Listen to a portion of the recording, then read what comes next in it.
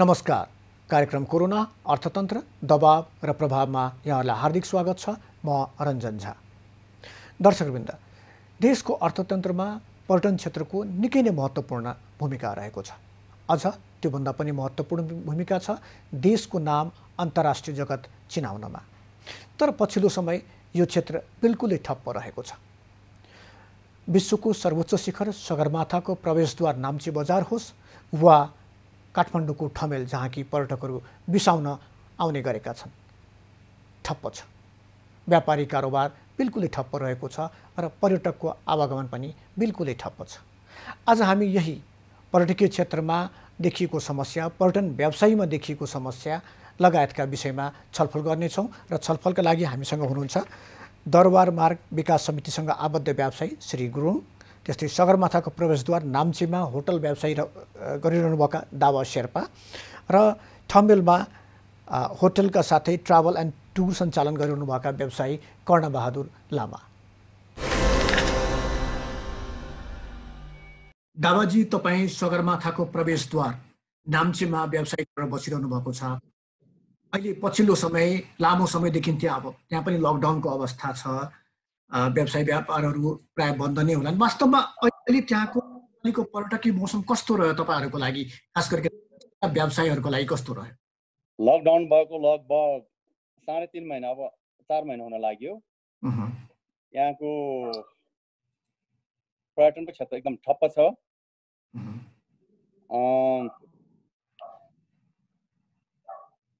1475 सालमा लगभग 56,000 पर्यटनले भ्रमण गरेको देखिन्छ। 77-72 सालमा लगभग 58,000 पर्यटनले खुम्बुमा प्रवेश गरेको देखिन्छ। र लकडाउनको मुखमा यहाँ लगभग 2500 धेरैले भ्रमण गरेको छ र त्यसपछि लकडाउन भएपछि यहाँको हरेक लज, पर्यटन, हरेक पसलदेखि लिएर हरेक क्षेत्र यहाँ ठप्प छ। भनेपछि यस वर्षको कुरा गर्दाखेरि मात्र 2500 पर्यटक जुन भित्रिए सुरुकै अवस्थामा उनीहरू भित्रिए, त्यसपछि चाहिँ कुनै पनि पर्यटकहरू आएनन्, त्यही भन्न खोज्नु भएको हो?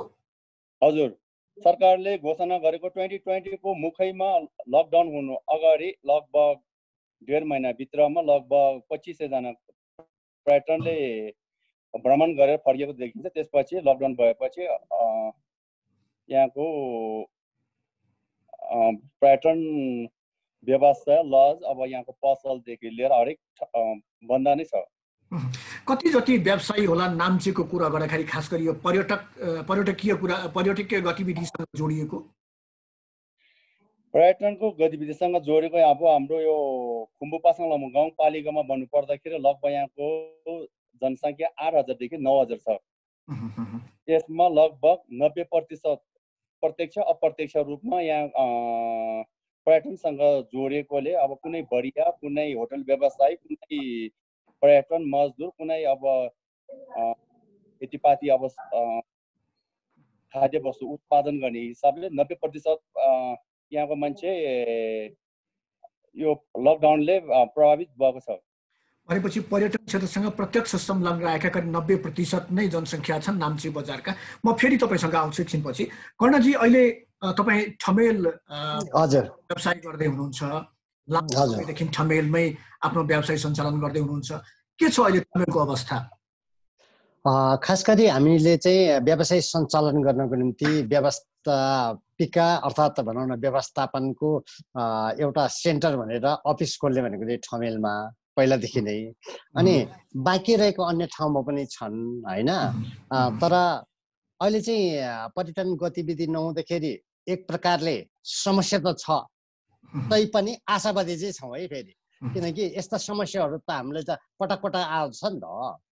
जस्तो हामीले त पर्यटकहरूलाई फेरि यस्तो छ, तपाईँले स्पष्ट एउटा कुरा चाहिँ के भनौँ भनेदेखि, हामीले विगतदेखि यो 46 साल 90 को दशकलाई हेर्ने हो भनेदेखि हामीले थोरै पर्यटक भित्र्याउँथ्यौँ, धेरै मान्छेले रोजगारी दिन्थ्यौँ।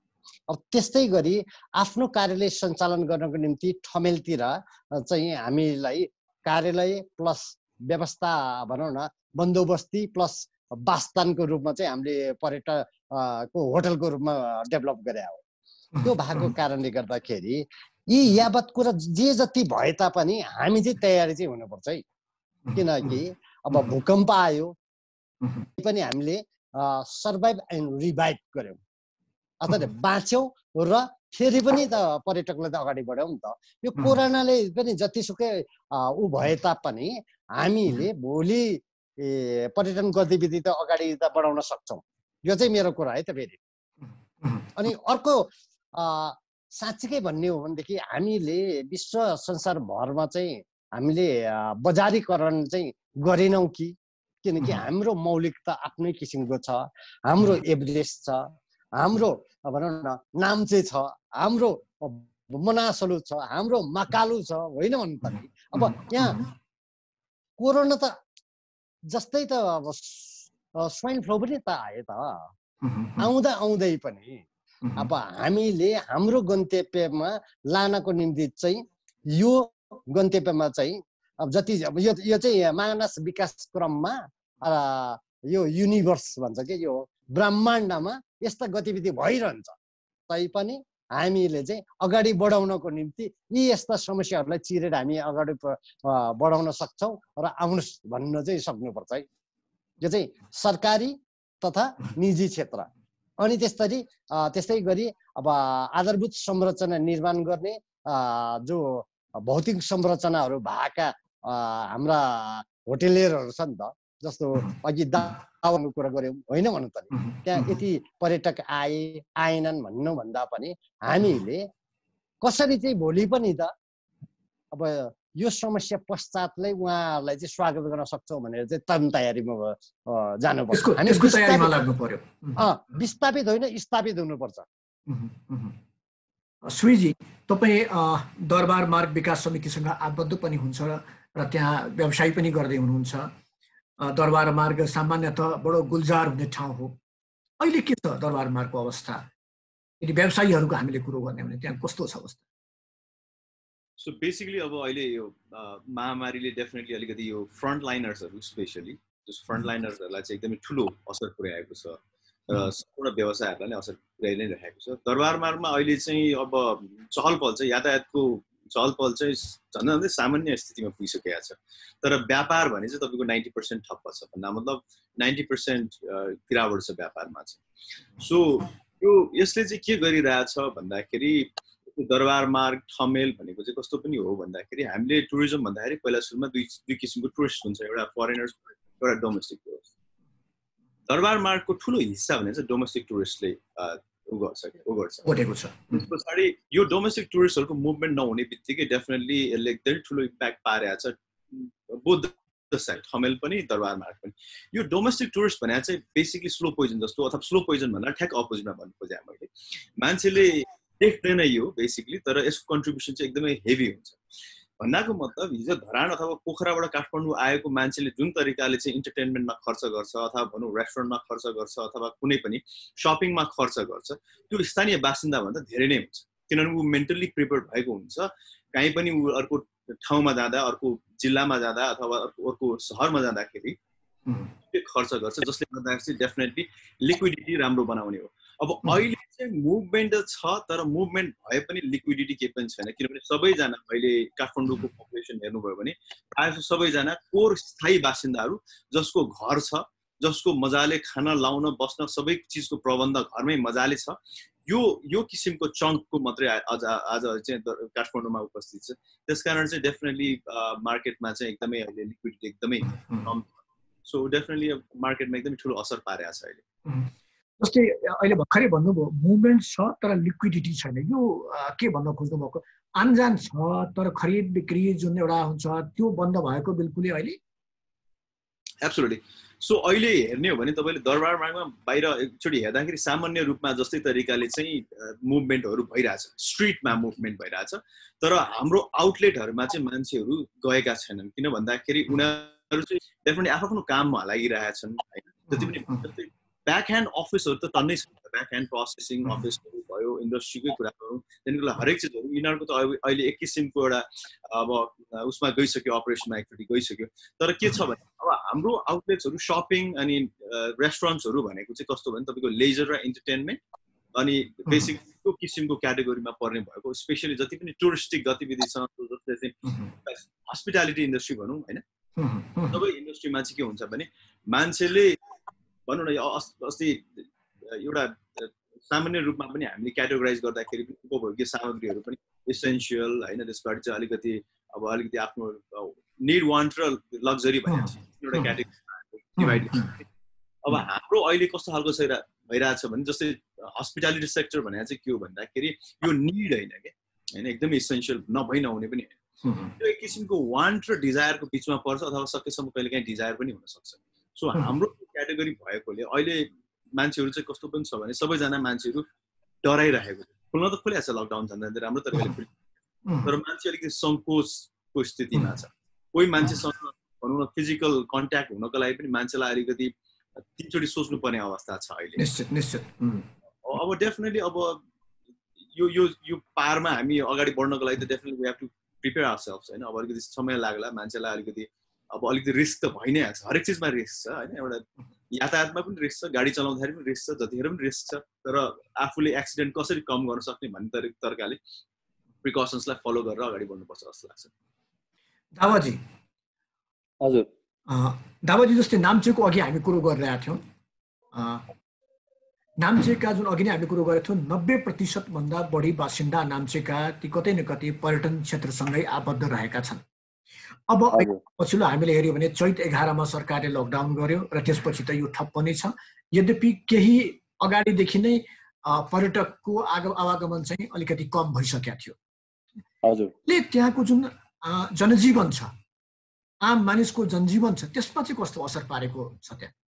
यहाँको जनजीवनलाई पूर्ण रूपमा असर परेको छ किनभने हिजो हामीले सरकारले घोषणा गर्नुभन्दा अगाडि नै 2020 को सरकारले जुन एउटा नीति ल्याए त्यसको लागि हामीले काठमाडौँबाट पुरा तयारी भएर सपोज हामी होटल व्यवसायको तर्फबाट भन्नु पर्दाखेरि हामीले सम्पूर्ण सामानहरू 2020 को लागि भनेर खरिद गरेर ल्याएका छौँ। अब जब कि काठमाडौँबाट सामान महँगीमा फेरि हामी हवाईमै भर पर्ने भएकोले हामीले हेलिकप्टरबाट पनि सामान ल्याएर राखेको छौँ र त्यो सामानहरू अहिले डेट एक्सपायर भएर अब यो इभन जुस यो चकलेटदेखि लिएर हाम्रो अरू काठमाडौँबाट खरिद गरेको खानेकुरा खाद्यान्नहरू सबै अहिले लगभग एक्सपायर सर्न थालिसक्यो। फेरि अहिले यहाँको लज व्यवसायहरू यो सबै सामान एक त एक्सपायर भएको छ भने एक त अब यो टुरिज्म नआएकोले यो कोभिड-19 को कारणले नै अब यहाँको जनजीवन प्रभावित भनौँ या अथवा शून्य छ। जस्तै दावाजी यो क्षति चाहिँ कति जतिको होला? जस्तै भन्नुभयो चकलेट भयो जुस भयो यस्ता त धेरै सामानहरू होलान् जुन कि अब किनकि लामो समयसम्म तत्कालै पर्यटक आउने अवस्था पनि देखिँदैन। हजुर कति क्षति पुग्यो होला चाहिँ यसले चाहिँ त्यहाँका व्यवसायीहरूलाई खास गरिकन होटल रेस्टुरेन्ट लगायतका अन्य जुन पर्यटकसँग सम्बन्धित व्यवसायीहरू छन् त्यसमा तपाईँको अब यो पसलहरूको त अब सामानहरू खास त्यति साह्रो खाद्यान्नको बाहेक अरू लुगाको पसलहरूको चाहिँ त्यति भएको छैन।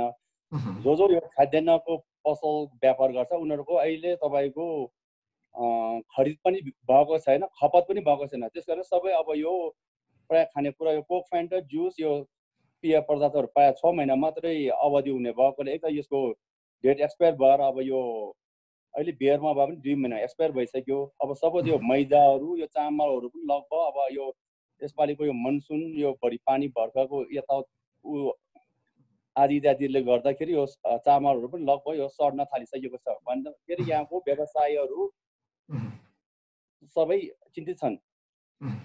जस्तै तपाईँहरूले कति पर्यटक आउला भनेर आशा गर्नुभएको थियो र त्यसको अनुसार तपाईँहरूले सामान मगाउनु भएको होला के अपेक्षा गर्नुभएको थियो सुरुमा? हामीले 74-75 सालमा लगभग 56,000 र 75-76 मा लगभग यहाँको तथ्याङ्क अनुसार 58,000 पर्यटन आएको देखिन्छ। त्यसमा अलि 4-500 तलमाथि होला र यसपालिको यो 2020 मा हामीले लगभग यो स्प्रिङ सिजन भन्छ अस्तिको हाम्रो यो सगरमाथा चढ्ने यो समय हो यो समयमा हामीले लगभग 18,000 देखि 20,000 आउला कि भनेर एउटा जुन एउटा सोचेको थियौँ र त्यो पछि त्यही बिचमा लगभग 2500 जना मान्छे जतिले पर्यटनहरूले विदेशी पर्यटनले भ्रमण गरेर गइसक्यो। त्यसपछि लकडाउन भएपछि अब यो जुन पर्यटनहरू आएन पनि, त्यस कारणले यहाँ अब कुनै अहिले लकडाउन बनेपछि पुरा अब यहाँको जनजीवन हरेक यहाँ निश्चित रूपमा ठप्प नै भएको छ।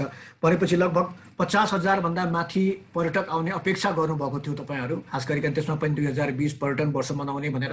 तर बिचमा यो कोरोनाको संक्रमण आएपछि समस्यामा निश्चित रूपमा पर्नु भएको छ।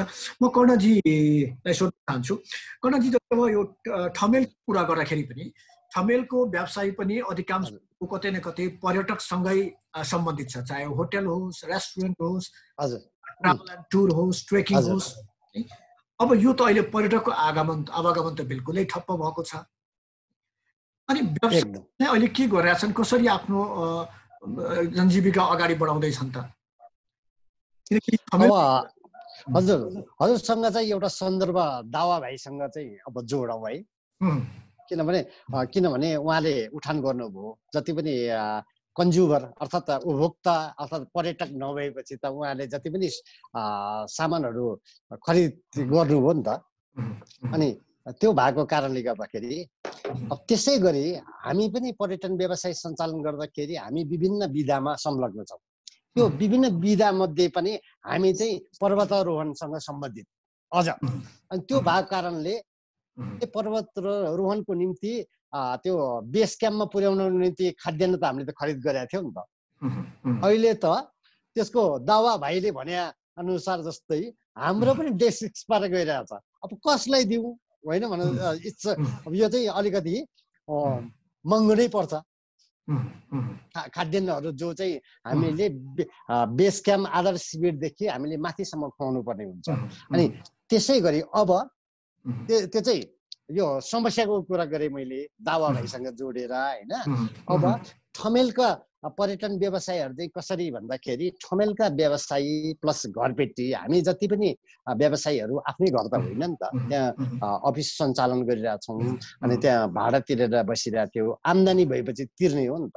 त्यो भएको कारणले अहिले चाहिँ सँगै बाँचौँ सँगै कमाउँ भन्ने किसिमले चाहिँ हामी गइरहेको छ जस्तो लाग्छ मलाई। अनि त्यो भएको कारणले त्यसमा घरले माने छन् त, किनकि थर्मेलको कुरा गर्दाखेरि त 15,000 देखि 25 लाखसम्म त्यहाँ भाडा तिर्ने मान्छेहरू छन् मासिक नै। कसरी एकदम अब यसमा त यसो मैले अघि नै भने नि, सँगै बाँचौँ सँगै मरौँ, अर्थात् सँगै व्यवसायलाई अगाडि बढाउँ। नत्र भने हामी सस्टेन भएन भने, हामी स्थापित भएन भने भोलि त भाडा त उहाँहरूले पनि पाउन सक्नुहुन्न। त्यो भएको कारणले अहिले आन्तरिक सल्लाह भएको छ, सदाशयता पनि छ। सबैमा त नबनाऊ, 2-4 जनाले त अब नमान्लान्। तैपनि ठमेलका पर्यटन व्यवसायमा अब धेरै समस्या चाहिँ इन फ्रन्ट लाइनमा भएका पसलहरूमा चाहिँ समस्या नै छन्। किनकि अब त्यहाँ त लाखौँको भाडा तिर्नु पर्थ्यो होइन। अहिले यो ट्रेकिङ पदयात्रा व्यवसाय सञ्चालन गर्नेहरूको चाहिँ अफिस हुन्थ्यो, नट इन फाइन, अगाडि हुँदैन होइन। अर्को पसल त पर्यटकलाई आओस् र म व्यापार गर्छु भनेर फ्रन्ट लाइनमा राख्नेहरूको चाहिँ उहाँको चाहिँ धेरै भाडा हुन्छ कि। यस्तो छ। तैपनि सँगै हिँडौँ सँगै बाँचौँ होइन।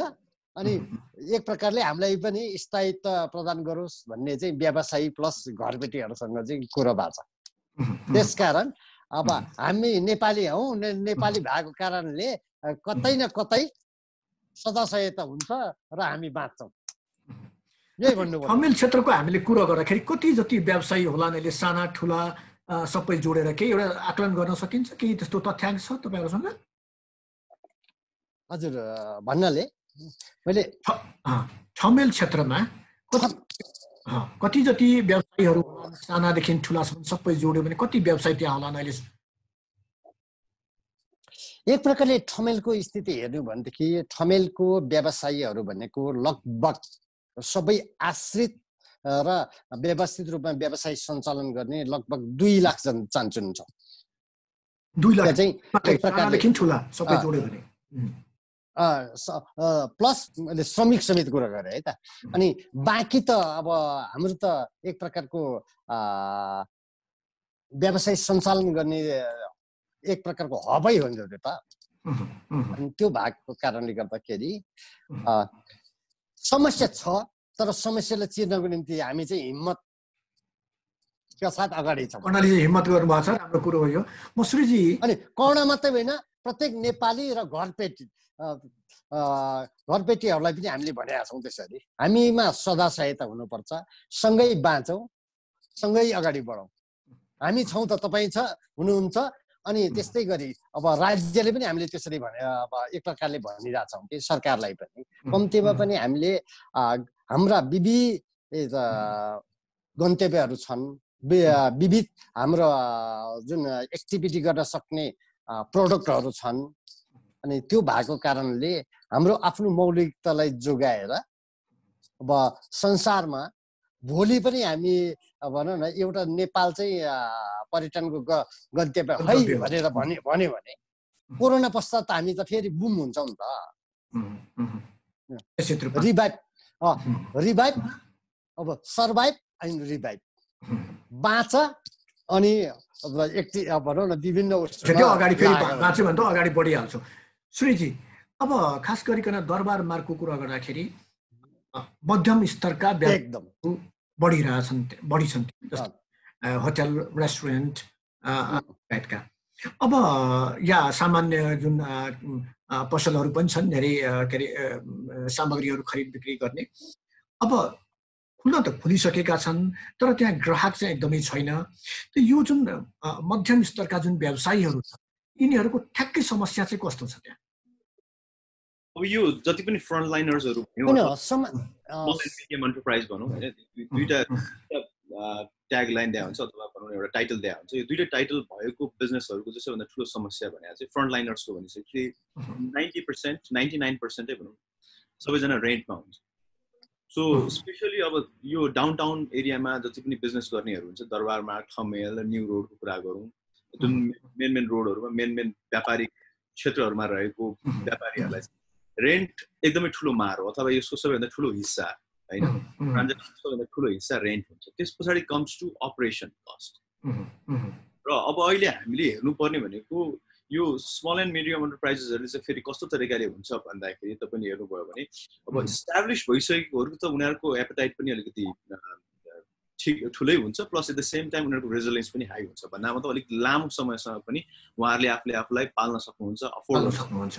But at the same time एसएमइजहरूको चाहिँ समस्या के हो भन्दाखेरि जे व्यापार व्यवसाय गरेर छ, त्यो व्यापार व्यवसाय आएको पनि आफ्नो जति पनि डिमान्डहरू छ, जति पनि जे पनि आफ्नो उहरू छ, त्यो सबैजनालाई चाहिँ फुलफिल गर्नको लागि त्यही अपरेसनको डिपेन्डेन्ट पनि बसिरहेको हुन्छ। सो अहिलेको सिचुएसन हेर्दाखेरि अब यो अहिले 4 months जति भयो होला सायद होइन, चैत्र 11 देखि जोड्यो भने लगभग 4 months जतिको दौरानमा हेर्दाखेरि अब नेपाल कम्पेरिटिभली त नेपालको रेजिलियन्स त्यसै पनि हाई छ, किनभने हाम्रोमा इन्फर्मल सेक्टर हाई छ, plus at the same time unemployment पनि हाई छ। अनएम्प्लोइमेन्ट र इन्फर्मल सेक्टर हाई हुनु भन्दा मतलब चाहिँ रेजिलियन्स हाई हुनु फेरि है। सो रेजिलियन्स त हाई छ, तर कहिलेसम्म जान सक्ने भन्ने कुरा हो।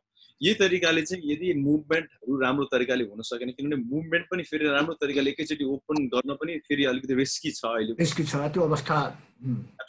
सो यो भोकमारी र महामारीको बिचलाई जुन चाहिँ तरिकाले ब्यालेन्स गर्नुपर्ने अहिलेको चुनौती छ, यो चुनौती गर्नको लागि अहिले समस्या देखिएको भन्दाखेरि चाहिँ नर्मल मान्छेहरूले सरकारलाई गाली गर्ने, सरकारले चाहिँ फेरि नर्मल मान्छेहरूलाई गाली गर्ने, अथवा भनौँ त्यो किसिमको एउटा चाहिँ राम्रो तरिकाले कम्युनिकेट नभए, प्लस त्यो ट्रस्ट इस्युज पनि भएको र हरेक चिजहरूको समस्या देखिन्छ अहिले यसो हेर्दाखेरि। र जहिले पनि यस्तो अवस्थामा यो बिचको चाहिँ जहिले पनि एक अर्कालाई चाहिँ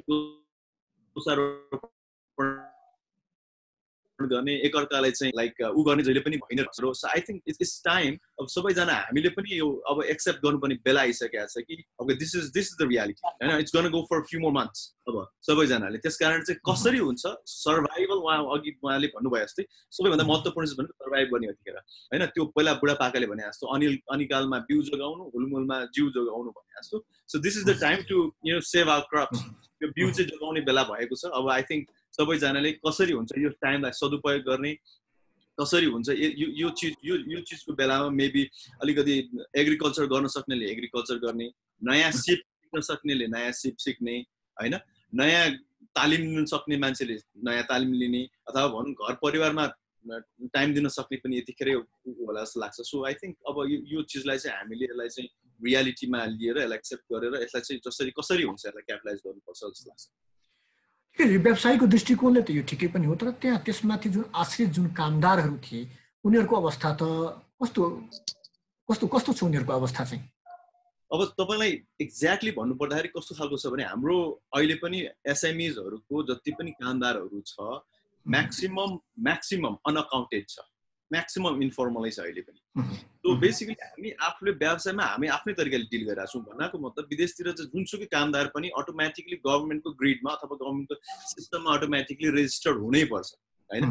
अहिलेसम्म हाम्रो नेपालको साँच्चै नै भन्यो भने तपाईँको धेरै म्याक्सिमम सेक्टर्सहरू एसएमइजको चाहिँ तपाईँको 80% सेक्टर्समा चाहिँ कामदारहरू नेसनल ग्रिडमा छैन। भन्दा मतलब हाम्रो प्यानमा पनि दर्ता भइसकेको छैन हैन।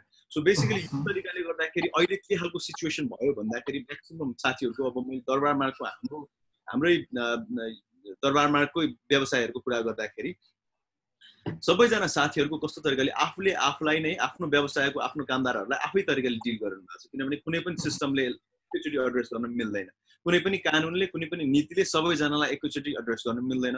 त्यसकारण हरेक व्यवसायले आफ्नो कामदारहरूलाई आफ्नै तरिकाले गर्नुपर्छ। कसैले 1 महिनाको फुल पेमेन्ट गर्नुभयो, कसैले चाहिँ सञ्चालन गर्दै 50% स्यालेरीमा सञ्चालन पनि गर्नुभयो, कसैले चाहिँ अब जो घर जानु भएको छ उहाँहरूलाई चाहिँ घर खर्चहरूतिर पठाइदिनु भयो, कसैले पनि गरिसक्नु भयो कम्प्लिटली हैन। सो यो खालको सिचुएसन छ। सो अब कामदारहरूको हक सबैभन्दा महत्त्वपूर्ण चिज भनेको यही हो। अहिले व्यवसायीहरूलाई सबैभन्दा ठुलो समस्या यही हो कि कतिजना कामदारहरूको खानको लागि समस्या भइरहेको हुन्छ।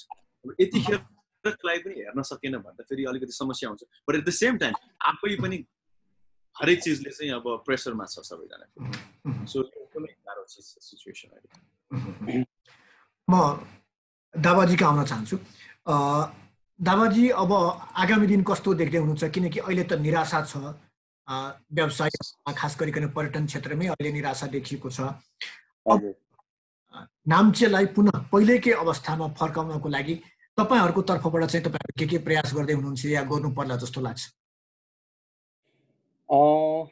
अब अहिले त खासै सरकारले चाहिँ के गरिदिनु पर्छ?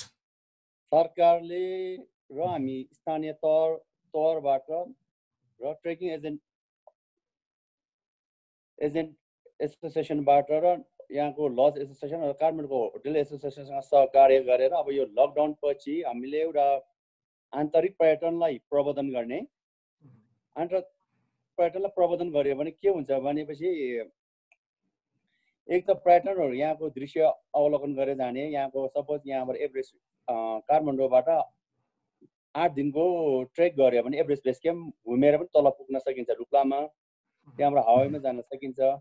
त्यस्तै हाम्रो यो गोक्यो भन्ने ताल छ, यहाँबाट फेरि अर्को रुट गयो भने यो दुईटै ट्रेकिङ एकदम आन्तरिक पर्यटनको लागि एकदम सहज छ।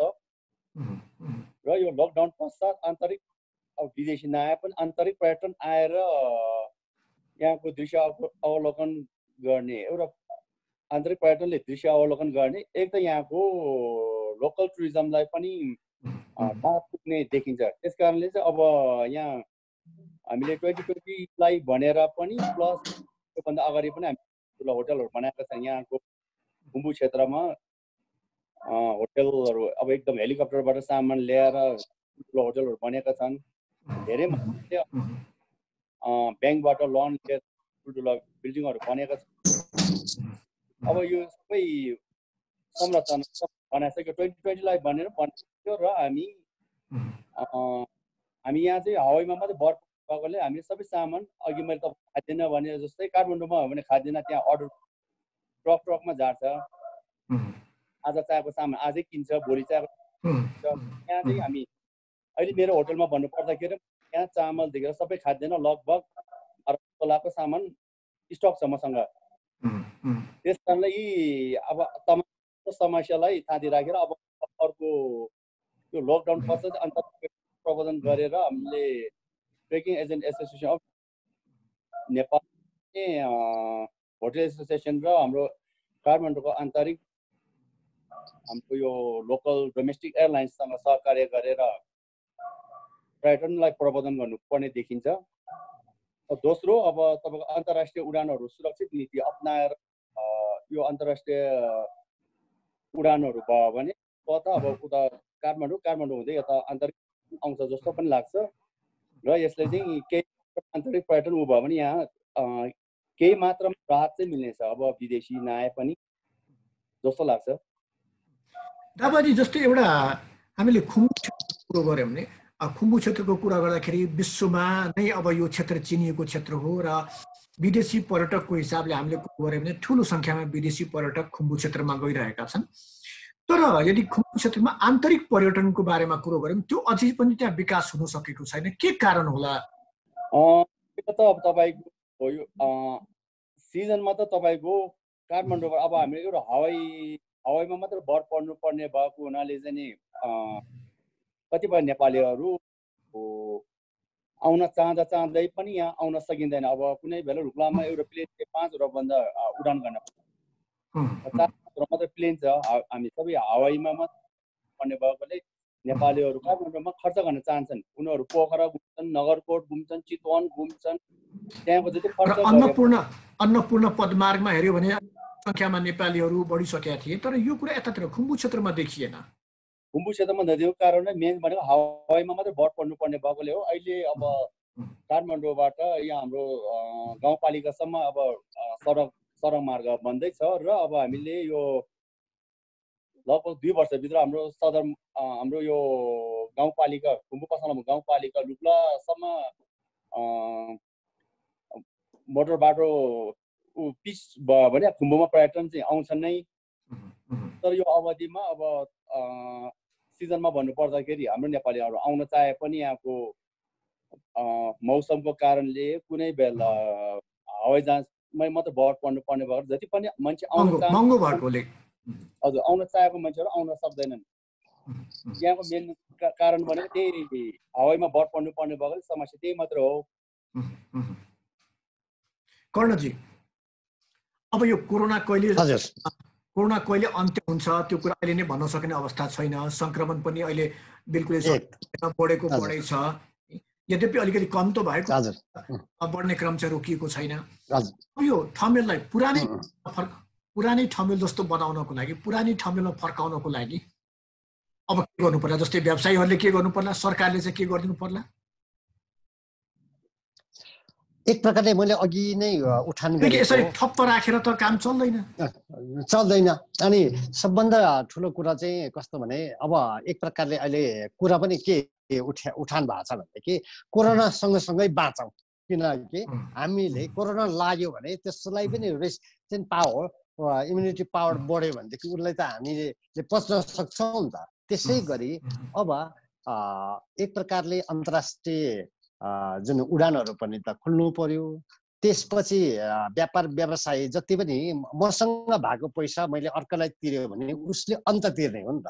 त्यसै गरी हामीले एक प्रकारले व्यवस्थापन गर्ने जिम्मेवारी सरकारको पक्षबाट, निजी क्षेत्रको तर्फबाट, अनि त्यस्तै गरी अहिले यो तपाईहरू जस्तो सञ्चारकर्मीहरूको तर्फबाट सँगसँगै हिँड्यो भने एक प्रकारले यो एक प्रकारले सामान्यीकरण हुँदै जान्छ। जस्तो अहिले तपाईको व्यवसायमा त हामी पर्दा मलाई मात्रै होइन संसारलाई नै परेको छ नि त। अब ठमेललाई मात्रै होइन, अनि प्रत्येक व्यवसायले परेको छ, प्रत्येक कामदारलाई परेको छ। त्यो भएको कारणले अहिले एक प्रकारले अहिले मैले चाहिँ के सोच्यो भनेदेखि अब नेपालको अब प्रत्येक पर्यटन व्यवसायीहरूले चाहिँ के सोच्छन् भने हाम्रो पर्यटक आउने गन्तव्य भनेको चाहिँ ब्रिटिस, अमेरिकन, जापानिज या भन्छन् नि त। तर अब बेग्लै तरिकाले अन्य देशबाट पनि त नेपाललाई आकर्षित गराउनु पर्यो नि त। यो कोरोना पश्चात, कोरोना त सधैँ त रहँदैन। त्यसै गरी आजै मात्रै मैले यो उसको इमिरेटस प्लस अरेबियन कन्ट्रीहरूको उहरूसँग कुरो गरेँ। खाडी राष्ट्रका तिनीहरू चाहिँ ट्राभल एजेन्सी प्लस त्यो सञ्चारकर्मीहरू त्यो मिडियाहरूसँग उहाँहरू चाहिँ अब कसरी नेपाललाई पहिलाकै उसमा ल्याउनको निम्ति चाहिँ हामीले भूमिका निभाउन सक्छ भन्दाखेरि let's come to Nepal, let's go together in Everest base camp भने क्या अघि दावा भाइको कुरा आयो नि त होइन भन्छ नि। म गए पो मैले मान्छे पठाए पो दावा भाइको पनि व्यवसाय हुन्छ नि त, मैले ल्याए पो अर्काले ल्याए पो मेरो पनि व्यापार हुन्छ नि त। त्यसरी हामी काम गर्दैछौँ। अनि सरकारले कम्तीमा पनि त्यसमा चाहिँ अलिकति सरकारको तर्फबाट है त मैले चाहिँ के भन्न चाहन्छु भने सरकारले कम्तीमा पनि योसँग यो व्यवसायहरूलाई सर्भाइभ गर्नको निम्ति सहजीकरण बनाउनको निम्ति अब ऐनमै परिवर्तन गरेर भए पनि सहुलियत दिनुपर्छ कि, अनि व्यवसायीले सहुलियत पायो भने व्यवसायीले कर तिर्न सक्छ कि, कर तिर्यो भने सरकारले पनि आम्दानी गर्न सक्छ कि भन्ने किसिमको नीति चाहिँ ल्याउनुपर्छ। यो चाहिँ भन्नुपर्छ है अब सबैले। फेरि यसको मतलब हामीले सरकारले अब सबै चिज चाहिँ सरकारले दियोस् भन्ने चाहिँ होइन। अनि लेट्स वर्क टुगेदर, हामी सँगसँगै काम गरौँ। तर पछिल्लो समय थमेलका व्यवसायहरूले साह्रै गुनासो गरिरहेका थिए। कतिपय व्यवसायहरू त हामी भाडै नतिर्न सकेनौँ भनेर उनीहरू थमेलबाट नै सर्ने नै योजना बनाइसकेका छन्। यस्तोमा ती व्यवसायहरूले चाहिँ के भन्नुहुन्छ? अनि तपाईँको सबैले आफूले तिर्न सक्दैनन् भने, बस्न सक्दैनन् भने एक ठाउँबाट अर्को ठाउँमा सर्नु स्वाभाविक हो। तर त्यो भएको कारणले त्यहाँका घरबेटीहरू पसलले घरबेटीले अब त्यहाँ बसिएका विगतदेखि अब भाडा तिरेर बसेका व्यवसायीहरूलाई सँगसँगै काम गर्नुपर्छ। त्यसकारण अब नात्यो कोरोना सामान्यकरण हुँदै जान्छ। कोरोना एक प्रकारले हामीले कोरोनालाई पत्न सक्छौँ यसरी भनेर जानुपर्छ। त्यसकारण हतोत्साही होइन, अब रेडिकल्ली अगाडि बढ्नुपर्छ। श्रीजी, जस्तै अब ठुला उद्योगी व्यवसायहरूले त सरकारसँग निरन्तर आफ्ना मागहरू मागिरहेको अब पेश गरिरहेका छन् र उनीहरू आफ्नो माग सम्बोधनको लागि एक किसिमको दबाब पनि बनाएका छन्। जुन अघि तपाईँले भन्नुभयो यो साना र मध्यम खालका उद्योगीहरू, यिनीहरूले आफ्नो माग सरकार समक्ष राख्न पाएका छन् कि छैनन्? यिनीहरूको माग के कति सम्बोधन हुने अवस्था छ, के पाउनु भएको छ? यो एसएमइजहरूको डिमान्डलाई चाहिँ एफएनसीसीआईले पनि राम्रै तरिकाले पुश गरेको थियो एक्चुअली। किनभने एसएमइज भनेको अब हरेक सेक्टरमा छ होइन, टुरिज्म हस्पिटालिटीदेखिको लिएर चाहिँ सानो इन्डस्ट्रिजदेखिको लिएर एभ्रिवेयर सबैतिर छ होइन। सो यसको ब्राकेटहरू छ धेरै, अब 1 करोडको लगानी 10 लाखको लगानीदेखि लिएर 10 करोडको लगानीसम्म छ होइन नेपालमा एसएमइ परिभाषा गर्दाखेरि। र अस्ति नेपाल सरकारको बजेटमा पनि सबैभन्दा राम्रो तरिकाले बजेट छुट्याएको यसमा बजेट छुट्याएर मात्रै हुँदैन, अब यो बजेटको नीति कुन तरिकाले चाहिँ मान्छेलाई यो बजेट राम्रो तरिकाले प्रभावकारी ढङ्गले पुर्याउने भन्ने सबैभन्दा महत्त्वपूर्ण चिज हुन्छ। र अब आई थिङ्क गभर्मेन्टको सबैभन्दा ठुलो च्यालेन्ज भनेको लिक्विडिटी कसरी ब्याक ल्याउने हो। किनभने लिक्विडिटी ब्याक आउने बित्तिकै सबै everything will go on track क्या यो। सो बेसिकली 4 महिना 6 महिना मान्छेले लस गरे पनि भोलिपल्ट खोल्ने बित्तिकै फेरि लिक्विडिटी भइहाल्यो। हिजोको व्यवसाय जुन तरिकाले थियो आज नर्मल ढङ्गमा आउने बित्तिकै 6 महिनाको दुःख भुल्न थालिहाल्छ। र 6 महिनाको रिकभर गर्न उसले 3 महिना लाग्ला, अर्को 6 महिनै लाग्ला, तर उसले रिकभर गर्न सक्छ। तर यदि यो खोलिसकिसकेपछि पनि 4 महिना 5 महिना पछाडि मजाले खोलिसके पनि लिक्विडिटी चाहिँ भएन भने त्यस पछाडि चाहिँ खोल्नुको अर्थ छैन। एब्सोल्युटली खोल्नुको अर्थ पनि छैन। र त्यस पछाडि सबैभन्दा ठुलो चुनौती त्यो हो। किनभने त्यतिखेर खुल्दाखेरि व्यवसायहरूको साँच्चै नै चाहिँ तिर्नुपर्ने ब्याङ्कबाट लोन लिएको होला अथवा भनौँ यो स्टाफहरूको खर्च होला अथवा ल्यान्डलर्डकै कुरा होला अथवा जति पनि अपरेसन कस्टहरू छ त्यो एकैचोटि जब फोन कलहरू आउन थाल्छ त्यसपछि त्यो दबावले चाहिँ मान्छेलाई एकदमै निरुत्साहित गर्न सक्छ। तसर्थ सरकारको अब आई थिङ्क सबैभन्दा फर्स्ट फोकस भने चाहिँ लिक्विडिटी कसरी बढाउने। जस्तै हाम्रो देश भने चाहिँ अहिले तपाईँले यसो हेर्नुभयो भने हाम्रो देश चाहिँ लोनमा त्यति चल्या देश छैन कम्पेरिटिभली। जति क्यापिटलिस्टिक नेसन भयो अथवा जति तपाईँ पश्चिमा देशहरूमा जानुभयो सबै कम्पनीहरू लोनमा चल्या हुन्छ उनीहरू होइन।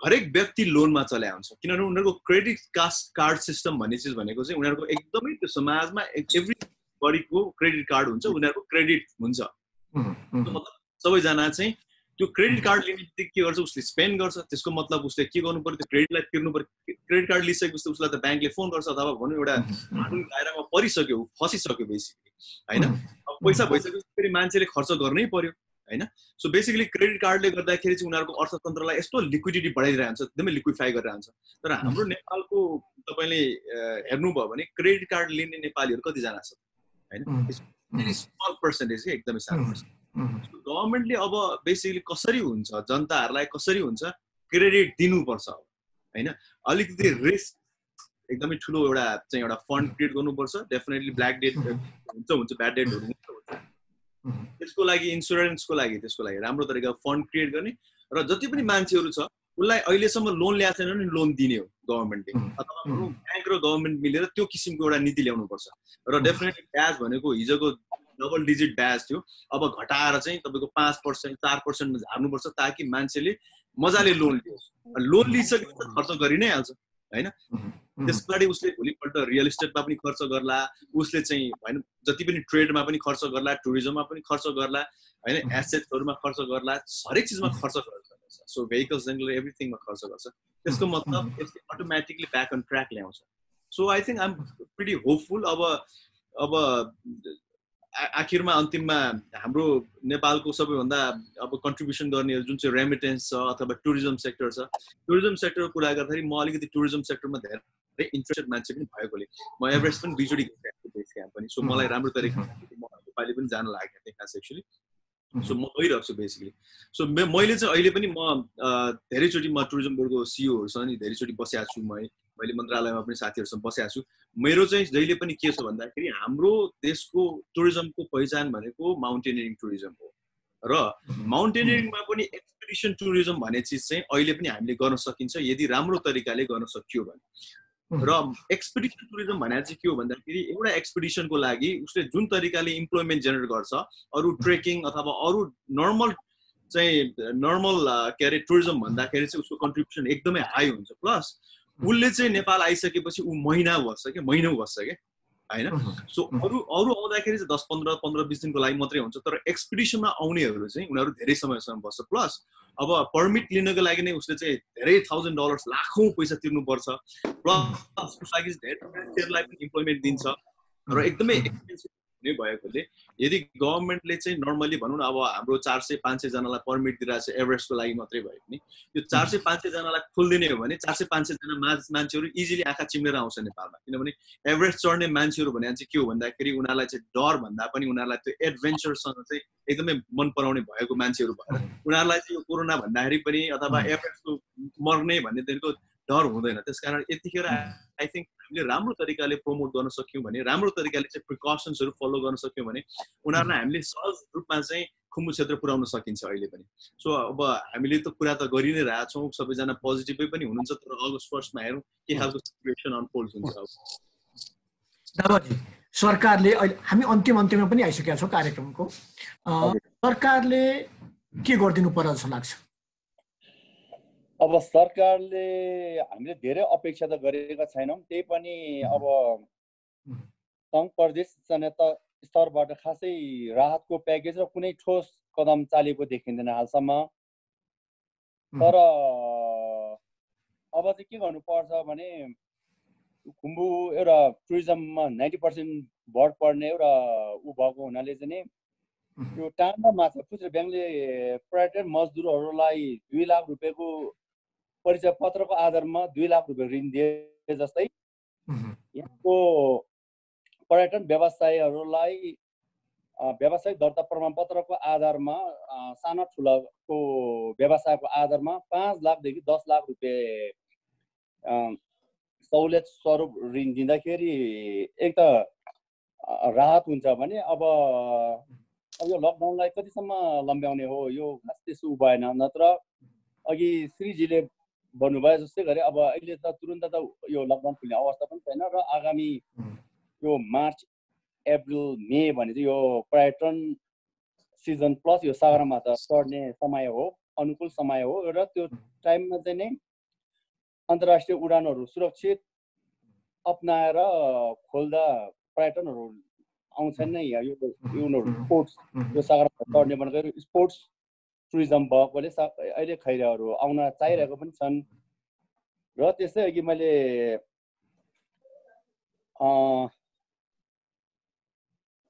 यो चान्दा माछा पुछेर अघि मैले तपाईँलाई जुन भने त्यस्तै खालको चाहिँ एउटा यो राहत प्लस अब यो आन्तरिक पर्यटनलाई प्रवर्धन गर्नुको लागि यो लकडाउन पश्चात चाहिँ प्याकेजमा लोकल टुरिज्मलाई प्रवर्धन गर्नुपर्छ र लोकल आन्तरिक पर्यटनले पनि खुम्बु क्षेत्रको भ्रमण गर्ने र यता लज व्यवसाय यहाँको हरेक पर्यटनसँग सम्बन्धित मान्छेहरूले पनि एउटा केही मात्रामा राहत सस्तोमा दिन सक्यो भने यो दुईटा बाहेक अरू खासै अरू विकल्प देख्दिन। ठिकै छ दावाजीले ठिकै भन्नुभएको। वास्तवमा सरकारले चाहिँ व्यवसायको लागि अलिकति ऋणको व्यवस्था गरिदियोस्, त्यस्तै अन्तर्राष्ट्रिय उडान सक्दो चाँडो अब यो सुरक्षित तरिकाले हामीले गर्न सक्यो भने त्यो हुनसक्छ र आन्तरिक पर्यटनलाई प्रवर्धन गर्ने गर्नुभयो। म कर्णजीलाई सोध्न चाहन्छु। कर्णजी जस्तै अघि नै तपाईँले कुरो गर्नुहुन्थ्यो, सर्भाइभलको कुरो गर्नुहुन्थ्यो, अहिले कसरी बाँच्ने भन्ने कुरो छ। यो बाँच्नलाई पनि यो के अपेक्षा गर्नुभएको छ सरकारले के गरिदिनुपर्छ या होइन यो अब सरकारको कुरो छैन, हामी व्यवसायले आफै सोच्नुपर्छ, अगाडि बढ्नुपर्छ कि कसरी हो? आफू भन्न छ तर बाँच्ने चाहिँ कसरी? तपाईँको नि अब सरकारले नीतिगत कुराहरूलाई हामीलाई आकर्षित गर्ने र हामीलाई भनौँ न लगानी मैत्री वातावरण बनायो भनेदेखि हामी पनि त एक प्रकारको सस्टेन स्थायित्व प्राप्त हुन्छ र त्यस पश्चात चाहिँ अब हामीले पनि त सरकारले त ट्याक्स तिरेको हुन्छौँ नि त। यो दोहोरो भूमिका हुन्छ। त्यो भएको कारणले मैले त समय क्रममा सन्दर्भ अनुसार अब पर्यटन मन्त्रीसँग मैले पटक पटक यो लकडाउनको बेलामा पनि त संवाद गरेँ। अनि त्यसै गरी कसरी चाहिँ हाम्रा विभिन्न यो पर्यटनका गन्तव्यहरूलाई स्थायित्व प्रदान गर्नको निम्ति के गर्नुपर्छ भने अब त्यो भएको कारणले अहिले चाहिँ सन्दर्भ चाहिँ कोरोना, तर कोरोना भन्दा पनि त भोलि त हाम्रो त व्यापार हो नि त। व्यापार जति हुन्छ हामीले आय आर्जन गर्ने हो। अब राष्ट्रिय अर्थतन्त्रको मेरुदण्ड भनेको तीनटा हो, पर्यटन, अब जलस्रोत अनि कृषि। अनि पर्यटनलाई चाहिँ कसरी चाहिँ अगाडि बढाउनु पर्छ त, त्यो दायित्व भनेको राज्यको पनि हो र निजी क्षेत्रको हामीले आय आर्जन गर्नुको निम्ति हामीले पनि भूमिका त निभाउनु पर्छ नि त। चाहे हामी अब सर्भाइभको कुरा बाँच्नको निम्ति त सङ्घर्ष त गर्नु पर्यो नि त। ल्याउनु पर्यो घरबाट 2-4 माना मकै चामल होइन, यसरी पनि भनौँ है त। हामी बेसिक कुरा गर्दाखेरि हामीले बौद्धिक कुरा उठान गर्नुभन्दा पनि हामीले अब आधारभूत कुरा बाँच्नको निम्ति चाहिने चिज के हुन् त? पर्यटनलाई कसरी बढाउने होइन भन्नुहोस् त। अब अहिले अघि नै मैले भने दावा भाइसँग जोडे, सूर्य जीले पनि त भन्नुभयो नि त, हरेक कुरा चाहिँ उठान हामी प्रोग्रेसिभतिर लाग्दैछौँ, तर प्रोग्रेसिभ वातावरण बनाउने चाहिँ भूमिका चाहिँ हाम्रो के हुन्छ? अनि राज्यले सम्बोधन कसरी गर्नुपर्छ? अब सँगसँगै हिँड्नुपर्छ। यहाँ पार्टीको कुरा होइन, यहाँ सरकारको कुनै मन्त्रीको मात्रै कुरा नभइकन हामीले अब सबै मिलेर अगाडि बढ्नुपर्छ जस्तो चाहिँ मलाई लाग्छ है त।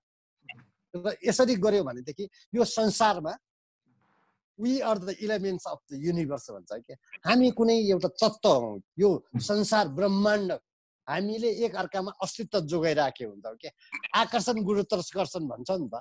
अब हामीले ल्याएर त सोलुमा पर्यटक जान्छ, अब कसैले ल्याएर त ठमेलमा भाडा तिरेर व्यवसाय सञ्चालन गर्छ होइन। यो भएको कारणले अब काम चाहिँ सँगसँगै गरौँ है। यो देशमा राम्रो वातावरण हामीले बनाउन सक्छौँ। श्रीजी, हामी अन्तिममा पनि छौँ, एकदम मुद्दागत रूपमा छोटोमा जस्तै सरकारले अहिलेको अवस्थामा के गरिदिनु पर्ने, यो खास गरिकन हामी आज कुरो गरिरहेका थियौँ साना र मध्यम स्तरका व्यवसायीहरूको र त्यसमा पनि खास गरिकन पर्यटन क्षेत्रसँग जोडिएका उनीहरूको लागि चाहिँ के गरिदिनु पर्ला जस्तो लाग्छ? अब सबैभन्दा पहिला सुरुमा त अब अलिकति राष्ट्र ब्याङ्कको नीति पनि अलिकति परिवर्तन गर्नुपर्छ र जुन तरिकाले निश्चित रूपमा मौद्रिक नीति आउने तयारीमा छ। हजुर सो बेसिकली जुन तरिकाले चाहिँ ब्याङ्कले लोन दिँदाखेरि राष्ट्र ब्याङ्कको अनुमति लिएर मात्रै दिनुपर्ने अथवा त्यो जुन गाइडलाइन्स छ त्यसले गर्दाखेरि चाहिँ व्यवसायीहरूलाई चाहिँ लोनको लागि अझै पनि गाह्रो छ ब्याङ्कहरूले लोन दिनको लागि। यो चिजलाई चाहिँ अलिकति सहजीकरण गरेर 2-3 वटा कुरा गर्नु पर्यो कि जस्तै 1-2 प्र्याक्टिसहरू भएको छ। अघि दावाजीले पनि भन्नुभयो ट्रेकिङ गाइडहरूले चाहिँ आफ्नो सर्टिफिकेटको आधारमा सर्टेन लोन दिने भने जस्तै होइन। यसमा चाहिँ सेन्ट्रल गभर्मेन्ट मात्रै होइन होला कि ब्याङ्क मात्रै होइन होला कि भोलिपल्ट चाहिँ पालिकाहरू सरकार स्थानीय तह सबैजनाको पनि भूमिका राम्रो हुनुपर्छ होला जस्तो लाग्छ। र एट द सेम टाइम कसरी हुन्छ लिक्विडिटी बढाउनको लागि कसरी हुन्छ लोन सहजीकरण गर्ने लोन दिने बेसिकली त्यही सबैभन्दा अचुक उपाय देखेको। किनभने गभर्मेन्टले डेफिनेटली सबैलाई पैसा बाँड्न सक्दैन किनभने व्यवसायलाई 1 लाख रुपियाँ बाँडेर पनि केही पनि हुनेवाला छैन, 10 लाख रुपियाँ बाँडेर पनि केही पनि हुनेवाला छैन र 10 लाख रुपियाँ व्यवसायलाई गभर्मेन्टले बाँड्छ भन्ने त्यो आश नगरी पनि हुन्छ। तसर्थ बरु कसरी हुन्छ लोन दिने, लोन दिएर चाहिँ उसलाई ब्याजमा चाहिँ एकदमै राम्रो तरिकाले राहत दिने होइन, ब्याज कम गर्ने लोन दिने। लोन सबैजनालाई दिइसकेपछि अटोमेटिकली लिक्विडिटी बढी नै हाल्छ। So that's the only option जस्तो लाग्छ मलाई पर्सनली। हस् त, समय र संवादका लागि यहाँलाई धन्यवाद। नमस्कार, धन्यवाद तपाईँले यो टाइम दिनुभएकोमा। आजको छलफलमा हामीसँग हुनुहुन्थ्यो पर्यटन क्षेत्रसँग आबद्ध व्यवसायीहरू श्री गुरुङ, दावा शेर्पा र कर्णबहादुर लामा। वास्तवमा पर्यटन व्यवसायीहरू अझै पनि उत्साहित छन्, तर उनीहरू सरकारसँग केही अपेक्षा राखेका छन्। हस् त, कार्यक्रम कोरोना, अर्थतन्त्र, दबाव र प्रभाव आजलाई यति नै। खबरभित्रको खबरका लागि हेर्दै रहनुहोला एभी न्युज खबर।